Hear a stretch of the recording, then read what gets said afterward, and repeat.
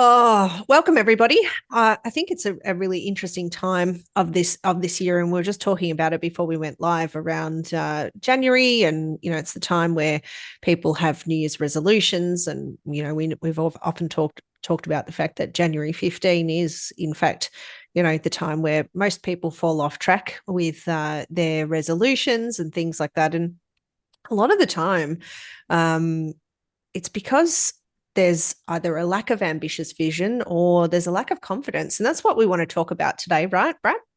Absolutely, yeah. So one of the things that's great to sort of refresh and to start off the day, you're looking in January, people are sort of coming back from holidays. You've got a budget that's sort of financial, so you've got the last 6 months, or maybe you're on a budget which is on a calendar year, so it's starting off fresh, ready to go.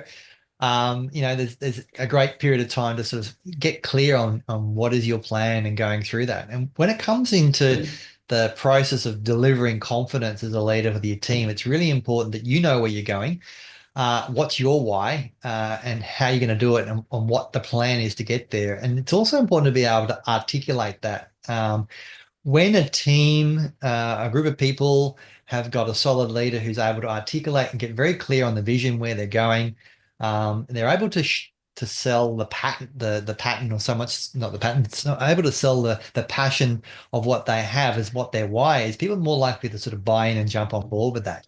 And when that takes place, you're able to be clear with that, and having that plan. And of course, plans need to be changed and adapt from time to time. And we often see where when a business is going through lots of changes quickly, it loses bringing the rest of the people along on that journey. So it's about knowing what changes need to happen when, but just sticking to those core fundamentals of being able to articulate your plan, your message, where you're going. And when you have that confidence in knowing where you want to go, and you can articulate and let the team know where you're going, everyone's more likely to jump on board, as I said, and sort of go through that. And it creates a more of a congruency, more of an alignment in that scenario. And when it doesn't happen, we generally find that we're going to get people who are feeling they're not sure where the definition of good is. So they don't know where the mark is, so they can feel they've done and contributed and done what they need to do.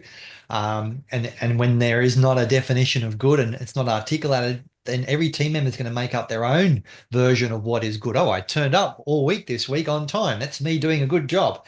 As opposed to someone going, well, I've exceeded my budget this week by 30%. That's me doing a good job. Another person will go, well, I managed to almost hit my KPIs this week. That's me doing a good job. So knowing where that is fits in there, but that comes back down to, again, being clear with what's the why, the how, and the what to get there, to be able to know how that works. Shonda, you've got an example of a business where you've sort of seen that this has had a positive and a negative effect on the team.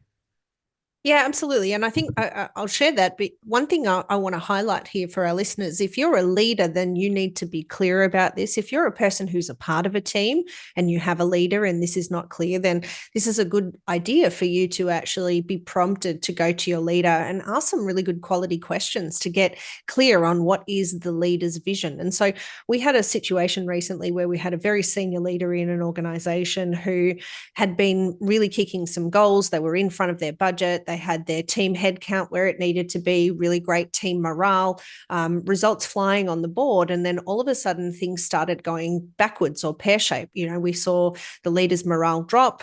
We saw some of the team actually, start to maybe install some of their old habits from when they were perhaps not as productive, or they weren't as motivated, or they weren't, kicking those goals. And so as a group, we sat down and we said, well, what's going on here? We looked at all of the results. We looked at, the goals that had been set as part of the beginning of the program, and realized that this leader had actually achieved all of the goals ahead of time for this particular calendar year. And what was happening is that there was nothing really to strive for.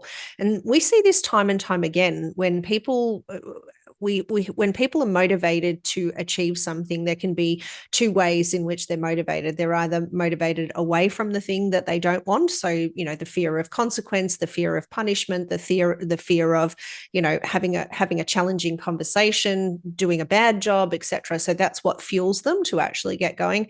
And then there are people who are motivated towards something that they haven't achieved yet. So it's the classic carrot and the stick that probably most people are familiar with.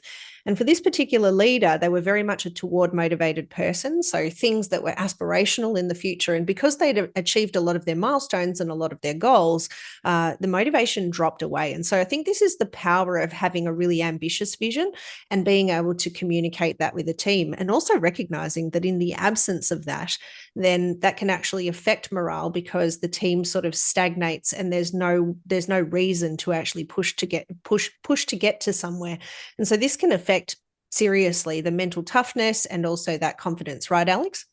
Absolutely. And I guess, one of the things that you spoke about, Shondell, that I'd like to touch on is, how well do you know your team as well? So how are people driven? Are you sure? Do you have clarity? Have you got certainty in and around how somebody responds, as you said, towards or away from? So, one of the things I feel is really important is knowing what drives them every day. So even before they step into the workspace, why are they coming to work?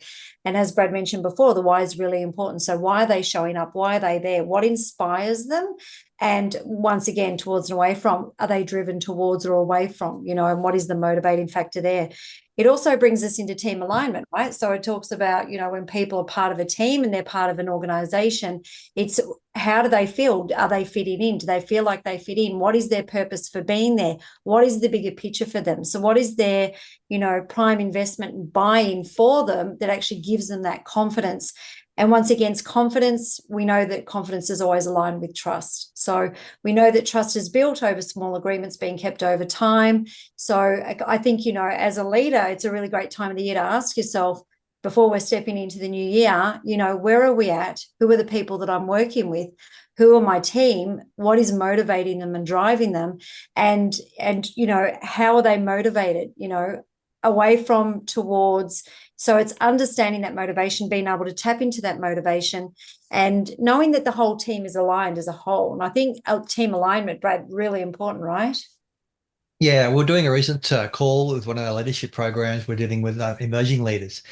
And the conversation was around financial literacy and looking at the numbers, profit and loss, balance sheets, all these sort of things, along with the lines of, what's your ideal lifestyle number? What's your definition of rich? Going through in these conversations. And it was really interesting because we linked this all right back to, you're going to have another generation of people coming through who haven't ever really played with cash. The process of actually handing over and buying something has disappeared, all right? And don't get me started on the cash economy versus the banks and how much money they're making out of that. Do not go there.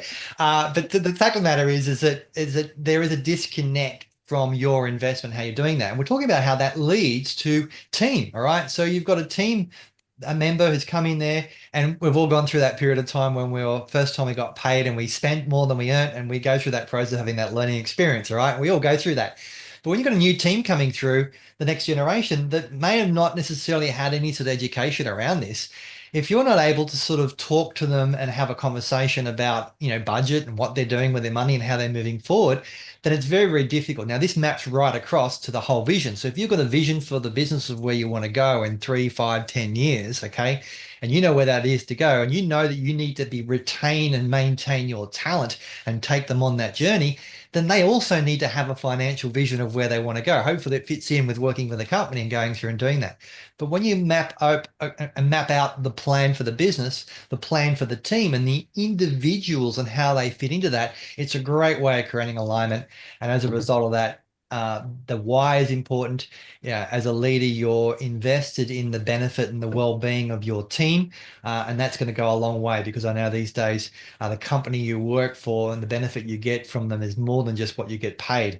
It's the culture, it's the belief that you're part of something bigger, and it's giving back and all of the parts that now businesses know they need to adapt and bring into it. So I think when it comes to that ambition, think beyond your business, think beyond you, think about the team and the team that you want to have for that vision, and being able to articulate that for that journey, it will really make a big difference for the buy-in, the towards, the away from motivation in that regard. So certainly think that that's something that a lot of people don't really think about, because they're just so busy in their business, managing their team, putting out fires, dealing with whatever is happening in their environment. It's very difficult. And being now we've got another sort of calendar year ahead of us, let's make sure that we're thinking about that plan. What are the stretch goals, and making sure we do everything we possibly can to create a great team, business, dynamics, and culture. And it's really interesting. I shared a very basic metaphor with somebody the other day around goals and having a direction. And this person had said, look, goals for me, they've never really worked. I don't understand the connection for them. I really don't understand why having a vision and goals associated with that vision really matters, because, things change so rapidly. And, it's really quite interesting. The short, easy metaphor to understand around creating direction here is that if I said, hey, Brad, let's jump in the car, we're going to go for a drive. You grab your keys and I'll meet you at the car. And we get in the car and you sit in the driver's seat, you've got a key and you put it in the ignition, said, right, Shondell, where are we going? Which direction do I head? And I said, well, I don't know, let's just drive, right? You'd probably be a little bit disconcerted about the fact that I don't know if I've got enough fuel. I don't know if we're going to encounter traffic. Do I need, certain tolls for different roads that we might go on? How long are we going to drive for? All of these really simple, basic principles around a very simple, like rudimentary kind of metaphor. It's really setting a direction and charting a course for what we would like to achieve, and to have that confidence and that courage that the things that we're doing are actually contributing to something bigger than just what is the to-do list for the day. And I think what that does is it gives us a sense of momentum. And when you have a sense of momentum, it brings confidence. And another challenge around the mindset of goals, particularly in today's climate, is the fact that I think we have such an instant gratification kind of society. Many of the people in the emerging leadership generations have come through with Google at their fingertips. There's never really been a need to wait for information. I mean, some of us here on this call today remember times where you go, oh, what was that movie that such and such was in? And, how old is that actress or what have you? And what happens now is we pull out our smart device and we ask the Google, and we get an answer in 0.8 seconds or something like that. And so there's no waiting that goes on ever. And so because we don't necessarily have to wait for things, we've lost the fundamental understanding of what it really means to actually set what is a goal. And we find often in our leadership programs, and believe it or not, in all generations, whether we're working with emerging leaders or whether we're working with people who might be in the X generation, in some cases in the boomer generation, we're seeing that more and more people have lost touch with what it means to actually write a vision, to write a goal. And they're mistaking what a goal is with instant gratification states and feelings. Like, Alex, I know we've had people ask us all the time, or we'd ask them about their goals, and they write goals to be happy or goals to be confident, right? Absolutely. And this is the thing that people, need to stop and slow down and ask themselves, what is it that you want? And, we all associate a state with what it is that we want. So obviously the goal is something that we're actually aiming to achieve or something that we're wanting to accomplish. We want to make sure that we can see ourselves accomplishing whatever it is that we're actually wanting to achieve. And of course, then the state will come. And of course, that will act as a driver and help keep that motivation going. But I feel that, it's a really important point that, people really need to know, what is it that they actually want? What are you looking for? What are you looking to achieve? And do you have clarity on that? And is everybody around you clear as well? Because once again, it's not just your state, but it's the team as a collective whole. Everybody buys in. It's that energy, of course, that helps propel you. But I just feel like that's just something that's worth mentioning is, what is it that you want? When was the last time you sat down and were really clear on what it is that you want and that you are wanting to achieve? And understanding that, how is it going to make you feel when you get there? And it's being able to try it on. It's being able to envisage that you're actually already there and that you've already actually achieved it. And of course, once again, the state is the driver. And we actually have a great resource, which will be available in the show notes, and you can comment below and get access to it. This is our keys to achievable outcome, actually getting your goals. And I think one of the biggest things, and Alex, you just hit the nail right on the head there with relation to the challenge that comes up a lot for people, is the lack of clarity around what it is that they want. And more importantly, what's the measure of knowing that you got it? And so when we see the lack of measurement in these goals, people will turn around and give us a state, as you said, like confidence, or I'm going to be, I want to write a goal to be happy, or I want a goal to feel certain.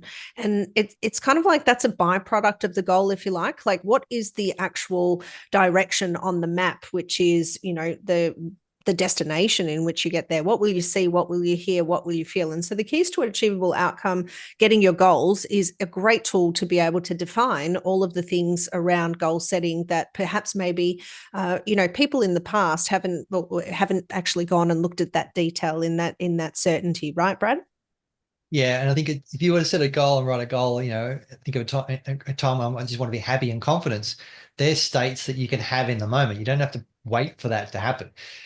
Using that emotional drive as a reward for a physical outcome is going to be a lot more effective, because people often say, I want more happiness. Okay, great, fantastic. So you give a time you felt happy. Go on that time now. See what you saw. Feel the feelings. Feeling really happy. Great, excellent. Because you've been at a time where you've been happy before. You can be happy in the moment, right? So that disconnect from the state to the goal is a big point. But you definitely want to have an emotional state that's a reward that you will feel after achieving the goal. But people don't get specific enough in that. And the amount of times I've sat down with someone and asked them what they want, and they're like, "Oh, I haven't really thought about that. What do I want?"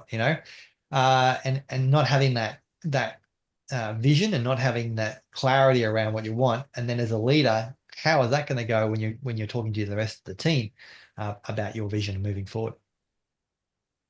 100%. Alex, we were having a really good conversation that I want to share with our listeners the other day about how sometimes when people are achieving success, they kind of hit a ceiling, and then all of a sudden things start to go backwards. Do you want to share with everybody what you were talking to me about the other day?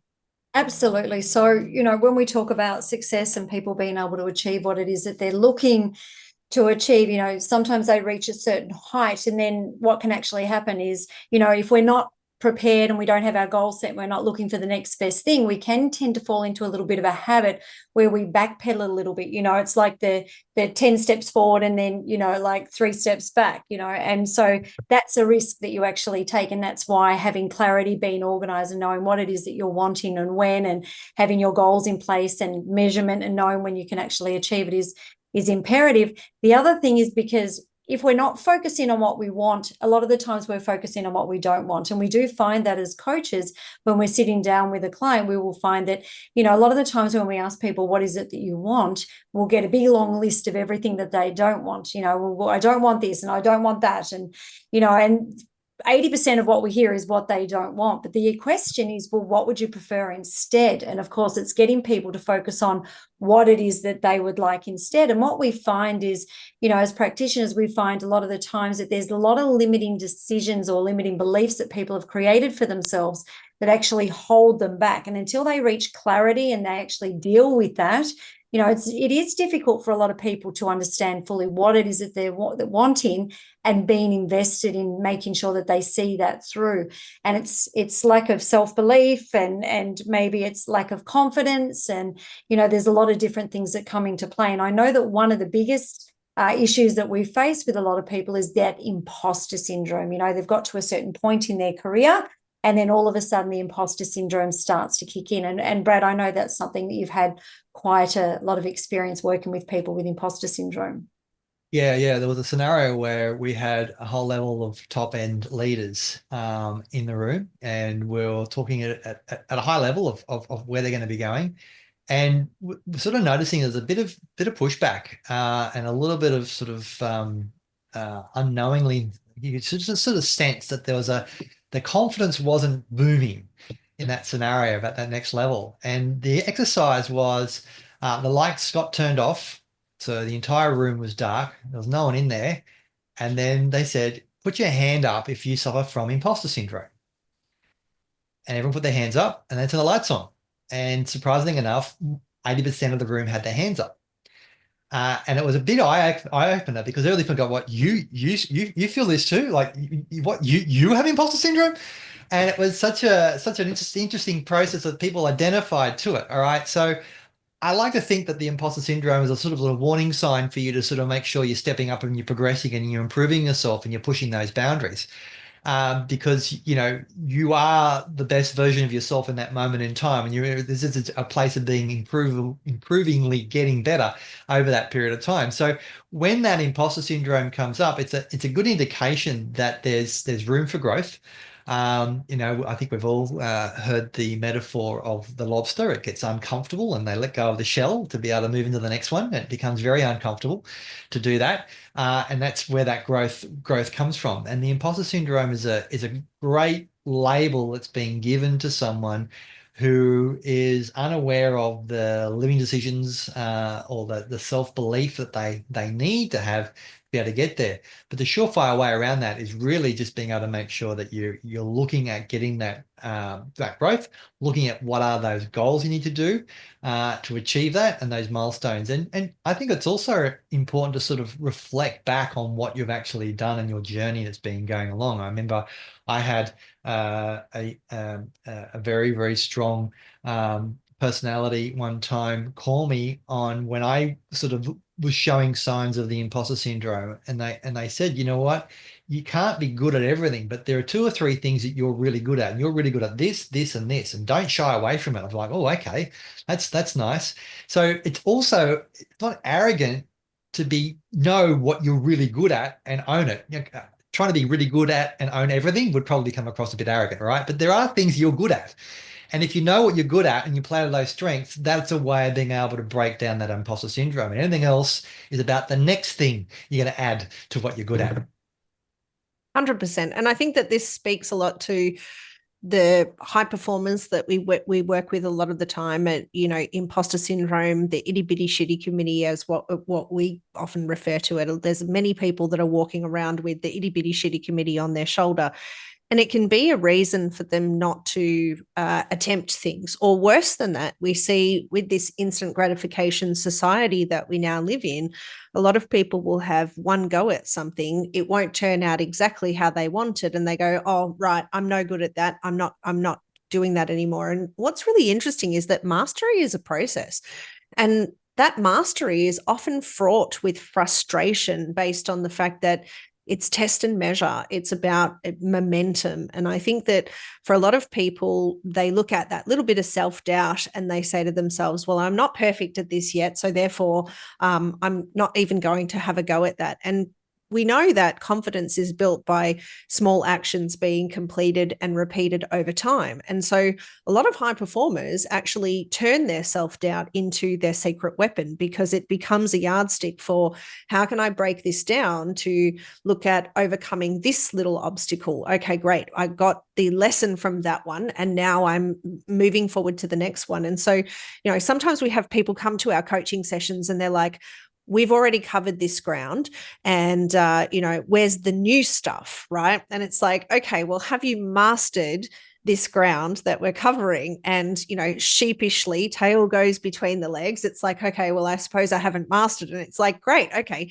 So repetition is the master of skill. And anytime there's any doubt that you haven't achieved the mastery, then that's your signal to make sure that you're doing that repetition to really create that mastery. So I think that's a really important part of it. And it actually builds mental toughness as well. Like, one of the things that's super interesting is that a lot of people feel like there's some kind of summit that they want to reach. And, we often have a little joke when we talk about our ownership and above and below the line, about the fact that there is no summit. Just when you think you've reached the next milestone, or that you've reached the peak of the learning experience, there's always another level for growth and for learning. And so I think that one of the things that top performers and high performing individuals know is that there is no summit, and they've come to be comfortable with the fact that there isn't a summit. So that means that there's always room for growth. And it also means that self-doubt is an indication, as you said, Brad, before, of the ability to notice that there's room for growth. And I think those little repetitions and getting the lessons and celebrating the wins are a big part of how we build confidence both internally and how we project confidence to our teams and to the people around us that are looking for us to have the confidence that they can match and mirror and also model their own confidence and their own success on. Yeah. And that mental toughness, it's something that you've got to sort of be on top of, and you've got to start catching the language you use for yourself, maybe language you use for others as well, being aware of what you're going through there. And there's a concept that we talk about in all of our leadership programs, and we've seen it as being an actual game changer. I was working with a business that does flooring. They sell flooring, carpets, and those sort of things, and they're a small team. And going in there and getting the brief from the business owner about the team dynamics and going through there. And we covered off, like we covered off in all of our programs, above and below the line thinking. And in doing this, we went through and we explained what is below the line. So when you're effectively the victim, you're blaming others, you're not looking at results, you give lots of reasons, right? You're pointing the finger out there. I can't do it because of this, all right? Versus above the line where you're action taker, you're results focused, you'll ask for help when you need help. We went through and talked about this, and in that process, I made the team all hold up their hand and swear an oath to agree to be above the line. And if they were to go below the line, they gave everyone else in the team permission to call them when they were below the line. Because this comes back to that mental toughness. You don't know when you're below the line until it gets brought to your attention. It's not something that's sort of happen. We all go below the line from time to time. The speed at which we recognize and correct it is a difference, but we're not aware of it. It's out of our awareness. So when we want to build that mental toughness, when we've got a team or a team that have agreed to be held accountable, that's the first thing. Without having the agreement to hold them accountable, it probably won't work that very well. But having the team willing to be held accountable and then playing that game of every time they go to below the line, going, hey, that's a really below the line comment. Yeah, it is actually, and doing it not to weaponize it, but to do it to build that resilience and that toughness in the team. This particular business, the GM and the business owner said it was just an absolutely game changer. That one little bit of information was the difference that made the difference. And of course, from that, all the other change work we're doing as far as how they're communicating, how they're managing their calendar, how they're turning up for the customers, how they're going through the process of improving their conversations and asking deeper questions, it all was a much easier process to put in place because they were held accountable and they were building their own resilience, their own mental toughness about when they go below and below the line. Well, they're also building small habits as well. And as we know, your small habits compound to create ultimate success. And so I think that cadence and that rhythm around having a habit that you're checking in on as a group really makes a difference. But then, as you said, Brad, bringing that conscious awareness to that practice really makes a big difference as well. And I know we talk about this. We're all big fans of James Clear and his book, Atomic Habits. Our habits are our small actions that, when compounded, are the sum total of our lives and our results. And I think that works both ways. If you've got perhaps habits that are not so productive for your confidence, then those compound and create more self-doubt and less confidence. If you've got habits that are compounding to create great outcomes, then that becomes an even bigger outcome that you can celebrate and you can build upon. And so I think that's a really important part for us to look at there. And I think the cadence and the rhythm and the check-in is a really important factor. One of the things that we do at Life Puzzle is that we actually have very intentionally set up cadenced connections with clients, and that makes a huge difference. And the tasking is such an important part. We were having this conversation last week in our check-in meetings around some of our clients and their progress. And Alex, you've seen a huge shift in people when they're completing their tasks and they're gaining that momentum. You had an example that you wanted to share there. Absolutely. So, I guess, being clear on what it is that needs to be done, how you'd like it done, by when, and being really clear with, guidelines and expectations and things like that. It actually builds confidence as people are starting to complete things. I think one of the most important things is making sure too that you've got the soft touch points in between, just to check in and make sure everything's kicking off and going the way that it needs to be, that, you know, they've started their tasking and that it actually is going to be completed. Because there's no point going to see them at the end when you're expecting it and expecting a result or expecting something to be done if you haven't actually had a touch point in the middle. So, you know, it builds motivation, it builds momentum, it gets them going. It's feedback for you as a leader if they haven't started whatever it is that you've asked them to begin working on. If you leave it right to the end once again and you haven't had that little soft touch point in the middle to make sure that, you know, it's kicked off, then you're missing an opportunity as a leader to get that feedback. So the feedback being that, you know, if you're touching, you know, got a soft touch point and, you know, nothing's been done or nothing's been started, it's great feedback for you as a leader that maybe you haven't explained yourself properly, maybe you haven't been understood. So it's giving clarity to what it is that you're asking them to do. It's making sure that you're clear with a by when and how and why is really important as well, why we need to actually do these things in the first place. Gives them buy-in as to why it's important to get it done. And once again, that's when it starts to build rhythm. It starts to, you know, they start to take action. Once they start to take action, it starts to build that motivation. And you know, that's really, really fantastic. It gives them that edge and that kick that they need to keep moving. And of course, once we've completed something, there's that little dopamine hit at the end that we feel good about the fact that we've just completed it. And, you know, it acts as a really great driver and confidence. Yeah, well, I was doing a call the other day with a leader who is making up false deadlines for things that need to be done because he needs to create a deadline, and these false deadlines weren't really a deadline in his mind, so therefore they weren't really coming across as a deadline for the team. And I explained to him, if you're going to have a deadline, it needs to be clear, but you also need to have evidence that they're doing something in order for them to know they've got it. A lot of people will send off an email going, feel free to ask me any questions about this. And if they don't get any questions, the assumption is, well, no one had any questions. My question is, how do you know they read the email?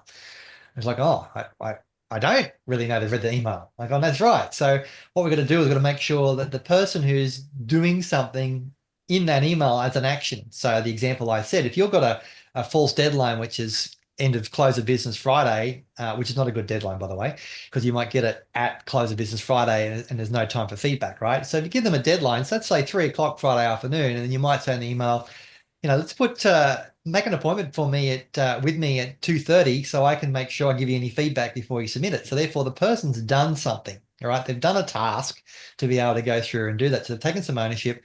You've got feedback that they're doing that.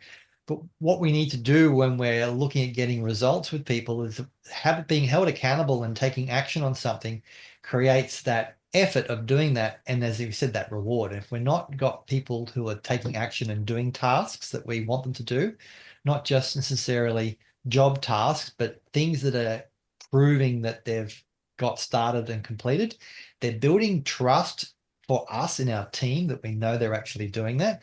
That gives us that belief and that faith that the team are actually going through and doing that.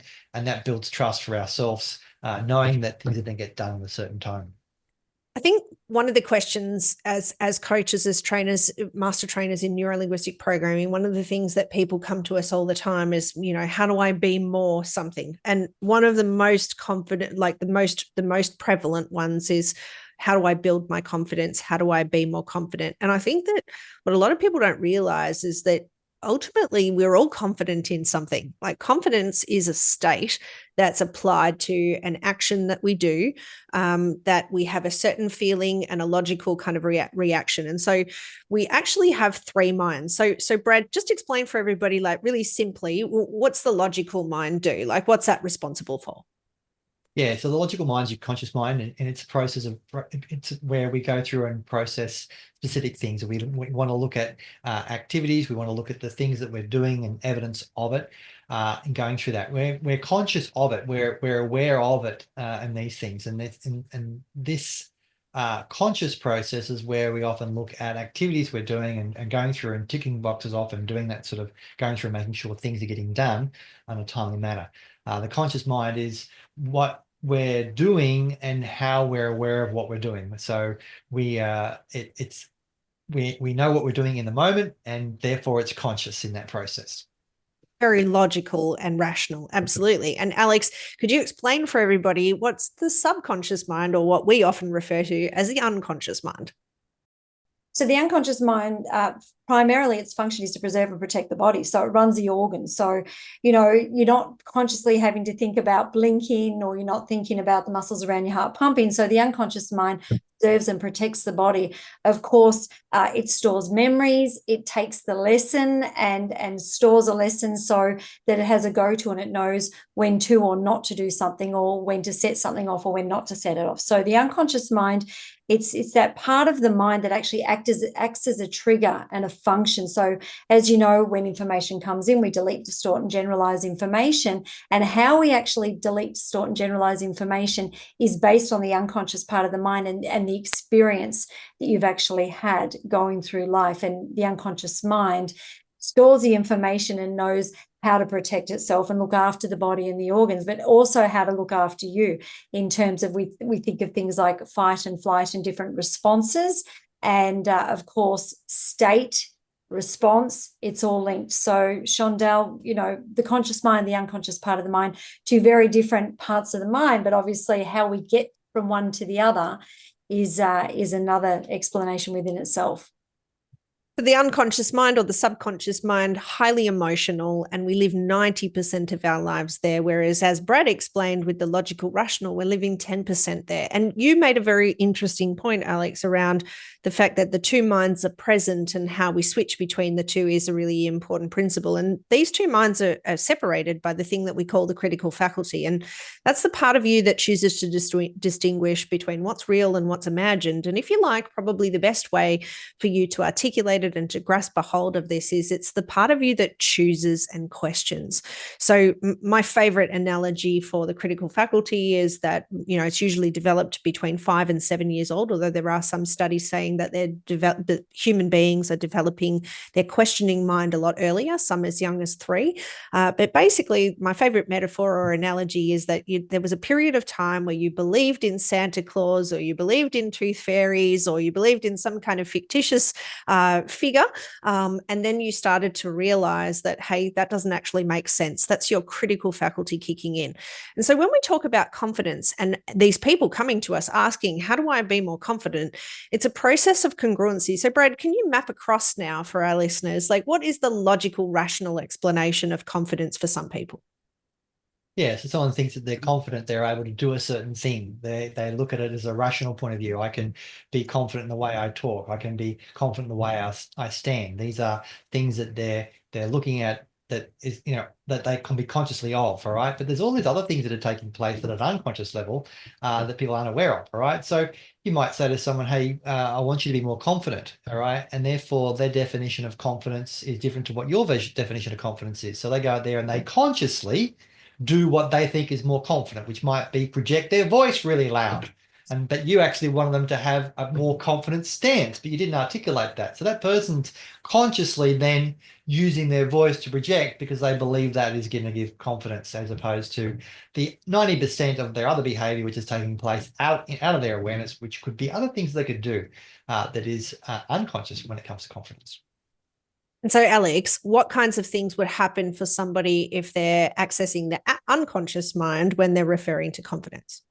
So I guess, for somebody that's accessing the unconscious part of the mind in terms of confidence, this is where, they're unconsciously connecting with other experiences. So, it's interesting, you speak to people and they'll talk about someone and they go, oh, such and such, they're so confident, but, and it just seems to be very natural and ornate for them, because once again, it's based on experience and it's based on, significant experiences that they've actually been through. And the other thing too is, confidence is one of those things that a lot of it can be projected and can be triggered at an unconscious level. But the other thing is that, it's also a conscious process. It's actually a choice, and that's the thing that we get to choose every day, is we're in control of our mind, therefore we're in control of our behavior.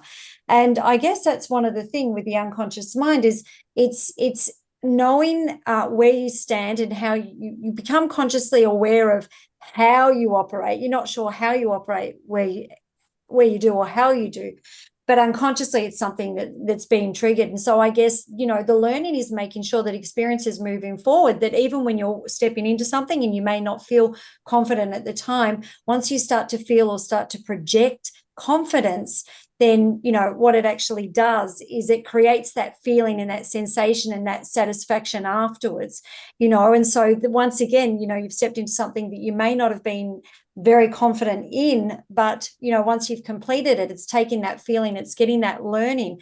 And what actually happens is the unconscious mind will actually take that learning. So the next time you're stepping forward and stepping into, you know, a project or something that you've been a little bit unsure of, you've now got that level of certainty there, because you just go back to that time when you remember that feeling. And that's, you know, the most wonderful way to actually, you know, install that unconsciously.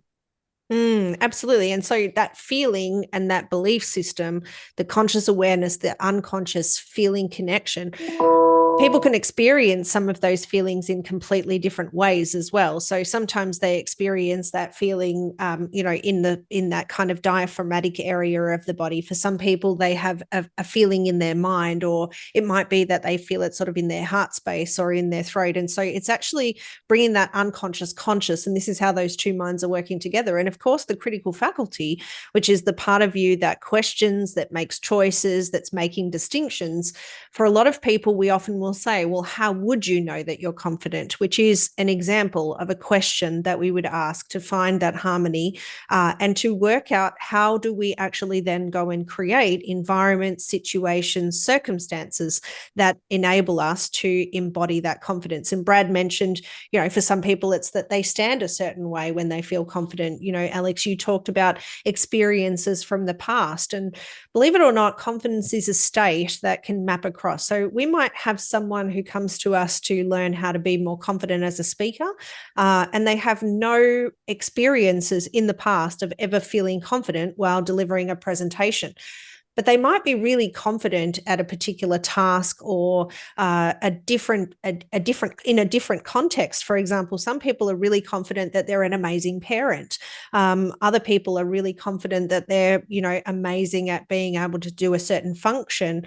But then they don't realize that that confidence, that state, is actually part of who they are. And so that critical faculty and those utilizing those three minds to understand, well, what are the steps that I would need to take conscious in order to be confident? How would I need to feel if I knew I was confident, unconscious? And then what would be the questions or the evidence that I would find, critical faculty, for me to know that I'd mastered that confidence?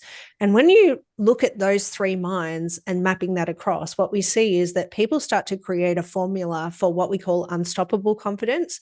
And what's really happening is they're actually developing a really healthy self-image, and they know what it is to be mentally resilient as well as emotionally resilient in any circumstances. And that really is the basis of that unstoppable confidence.